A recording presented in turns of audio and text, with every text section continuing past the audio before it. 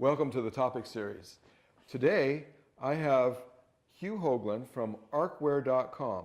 My name is Roy Paulson from Paulson Manufacturing, and we're going to be discussing about the standards that are involved with the arc flash face shields here in the United States and internationally. So Hugh, as you've been involved with the ASTM committee, then the ASTM committee for the F2178 is the testing standard that's utilized for the NFPA 70E. Do you see changes coming relative to the testing standards that, as the consumers should see it or as we should see it, that would show indications of improvement to the testing methods that you're using? Yeah, we're always researching test methods and also researching arc flash in general. One of the big things we're doing right now in 2178 is trying to get fewer shots. Right up until this point, we used to actually do 20 exposures of every single face shield to develop a model of when it showed burns. But with some of the new technologies, we're finding that we can't burn anyone through a face shield anymore. And so we're actually going to be able to reduce the testing a bit. And then we're going to look at some other things. We've also looked at ejected arc for a face shield. And some people have done in IEEE some work on a box arc with the face shield. The face shields actually outperform in those tests. They perform better than they do in our test. Our test is quite harsh because we have a really long electrode length, and so there's a very long arc flash, and typically in equipment, you don't see that much of the infrared. You see a little bit more convection. Oh, so it really is a convection and radiant heat exposure. Yeah, our test is about 50-50 radiant and convective, and in some settings you're probably going to see more convection, and shields do way better in convection than they do in the radiation. Sure, because they're a solid barrier. Exactly. So none of the convection can get through, only the infrared can get through. And so with your technologies and the technologies that are on the market, people block the infrared, they block the UV, they block a small amount of the visible because we do have a black body back there. Whether that visible would actually burn you or not, we don't know, but we know that it would show heat on the sensor. Yes, and so I've seen as this standard has evolved and as time has gone on, we've improved the testing methods, we've improved the standards relative to what the person has to wear. Right. Now we have to wear, under NFPA 70E, we have to wear a balaclava unless we have on a hood. Right. When you have a hood on, why do you not have to wear a balaclava? Well, when you have a hood on, a balaclava is not needed unless the hood design would allow energy to come up underneath, because the hood completely blocks all the way around. It's not actually touching the face. So I've done about 170 accident investigations as part of our company eHazard, and in those investigations, I've never seen a single person that was killed in an arc flash suit. Actually, they're rarely ever even burned at all, because the hoods outperform quite a bit the fabric. The fabric seems to be the limiting factor. Mm-hmm. Is that also because the fabric can be moist or can varying, relative to the conditions that they're working? That's part of it, and also the fabrics are touching the body, whereas with the hood, there's nothing actually touching the body, and the convective transfer on the back side of the fabric is what actually transfers the energy to the body in most cases. To radiate that off of, you really have to get energy up underneath the shield to get any burns on the face, because that convection just won't transfer that energy to the body. As I read the new OSHA standard 269, and it has the positioning of the arc flash, it's describing that a lot of the arc flashes occur from below the center point. Mm-hmm. So they're coming up at an angle like this. Mm-hmm. Are you considering in your work to take those statistics that they've published, showing that the arc flashes are coming at different angles than straight on? Yeah, we haven't done that with the standard because worst case scenario for the infrared is the straight on. Mm-hmm. So we're probably harsher than most exposures really would be. The only time that an event coming from below you would make a difference is if it could come underneath the hood. That wouldn't really be a shield issue, it would be a design of the hood issue. And we haven't done a substantial amount of work on that, but what we found in accidents and looking at things, it's pretty rare for anybody to get burned from energy coming underneath. Mm-hmm. I've seen probably 2 or 3 in those 170 or so. Yeah. And they're limited burns. I'm talking first and second degree burns, a bad day at the beach, not scarring burns or life-changing burns. They're more just annoying burns. Not like the burns that we've both seen when the person was unprotected. Oh, absolutely not. No, not at all.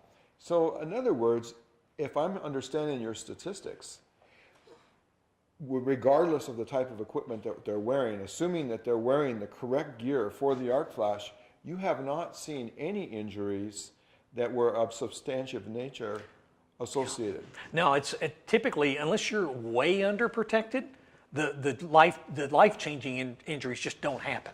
It's I think we wrote an IEEE paper, and I think we looked at 40 different accidents involving 50 people. And in that IEEE paper, what we found was that the people that got hurt were really strange accidents where they were wearing 8 calories and they got an 80 calories. Oh, yeah. And there was only a couple of those.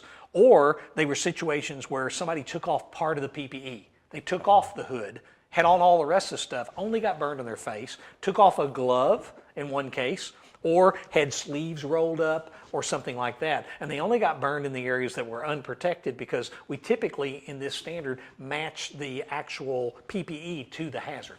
Right. So it's really different. A lot of people talk about PPE and say it's the lowest form of protection, but this is a smart PPE, I like to call it. It's more like an engineering control, because you've actually engineered it for the actual hazard. So it's really a step up from what we typically call PPE, which is just kind of something that helps you. This actually totally protects you, more like a firefighter's turnout gear, smart PPE. Mm-hmm. Yes, well, with this kind of a safety record, I think that that's something that all of us in the industry can be proud of. Oh, absolutely. The fatalities in electrical injuries have gone down over 60% in the last 20 years since we started working on arc flash. And a lot of that's shock, because most of the fatalities happen from shock, but we've also had the debilitating injuries are just much lower. I talk to my utility friends and people that are in industry, because we do a ton of training. In every part of the electrical industry, when people are wearing arc-rated gear, the severity of the injuries, the number of injuries may not be going down, but the severity is going down, and the fatalities drop by, like I said, almost 60%. Going back to talk about the standards, do you see a point in the future where there'll be a harmonization of the international standards and our standards that we have here in the United States? Well, you know, I'm on the IC committee and the ASTM committee, so I've really worked hard to maintain that harmonization. In the EU, they had a box test, which was a little different than our open arc test. They both came from different perspectives. The box test came from meter explosions they were researching. We were researching overhead line arc flashes. And so we started from one point, they started from another. We now do both those tests at Connectrix, and so I understand both the tests very well. We're continuing to research that. But what we found is our open arc test is exactly the same as the European test in its outcomes. They're slightly different in their wording because they're from two different groups, but they're basically the same test. We wash the fabrics differently for the European, but when you do the European method, you can actually report it as a US method on fabrics. We don't currently have an IEC, well, it's ISO IEC version of the arc flash face shield standard, but we have a committee that's working on that. And we're trying to make sure that one's harmonized too, so people aren't testing two different ways for the different markets. Do you see this coming together, let's say, within 10 years? Oh, yeah. Certainly within 10 years. Oh, I think within 10 years, we'll see big changes in the harmonization of those standards, because we have the best people on both committees that are really understanding these standards and working. Of course, everything's a little politics, but you know, we all want workers to be protected. We all want manufacturers to have testing that's reasonable, but at the same time, we also want the ability to be able to sell things to other markets. Pretty much everybody in the world wants to sell into the US market, and US manufacturers want to sell into other markets, as I know you do. Yes, European sales are very important to us, and what we're doing currently is that we're doing what's called dual certification. Right. So we'll test it here at Connectrix first, and then we'll send it to Europe, and we'll have it tested in Europe and certified there. Now, therefore, the product will carry dual certification in Europe. Right. Dual certification is not of interest so far here in the United States. Sure. But in Europe, it's an important aspect. And of course, from my perspective, I think that an arc flash is an arc flash, whether you're standing in Germany or you're standing in New Jersey. Right. And I would like to see the same standard applied to both. Yeah. Well, we actually have Connectrix capabilities now to do both the standards at Connectrix. And what we're finding is we're doing research on both methods to find out what's the weaknesses and strengths of both methods? The strength of the U.S. method is you can actually match it to an equipment number, whereas the European method is 2 different levels. Those 2 levels, it's good. It's a good test, but the problem is there's no real way to correlate it to the actual arc flash exposure. And as we're growing, we're finding more and more people, even in Europe, are asking for, I'll call it the U.S. method, but it's also an IEC method, the open arc test method. It gives us the strongest number from an infrared perspective, and it's still got a strong convective component. Yes. I realize that there's different arc flash applications, and a box on the wall as compared to an open air arc will give you a different result. So essentially, it's somewhat, I envision it as a blending of the two moving forward, so that we can have a result that people know will protect them. Yeah. But as you were just describing, people are being protected. Right. The IEEE 1584 standard actually uses the type of data we get from our open air box, and then when you have a box, you put a multiplying factor in.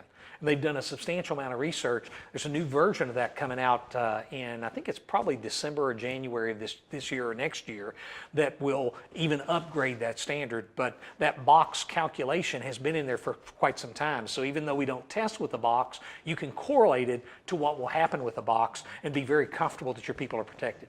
Yeah, I think that multiplication factor is a good way to go.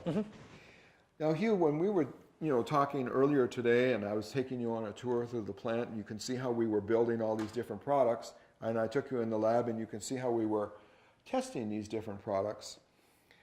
Do you see that the standards will be raised in the future?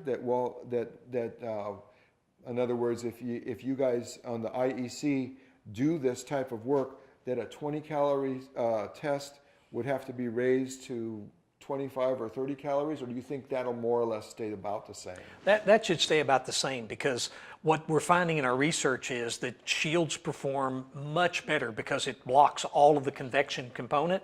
So shields perform much better. The only thing that could possibly change would be fabrics might change, but I would expect that a 20 cal shield today will be a 20 cal shield tomorrow. What I would love to see is some research on looking at this black body copper calorimeter with black paint on it. Is that really correlative to skin? Because the original Stoll curve calculation was actually done on fabric. So the infrared didn't actually come through. It was just the transfer conductance on the backside of the fabric.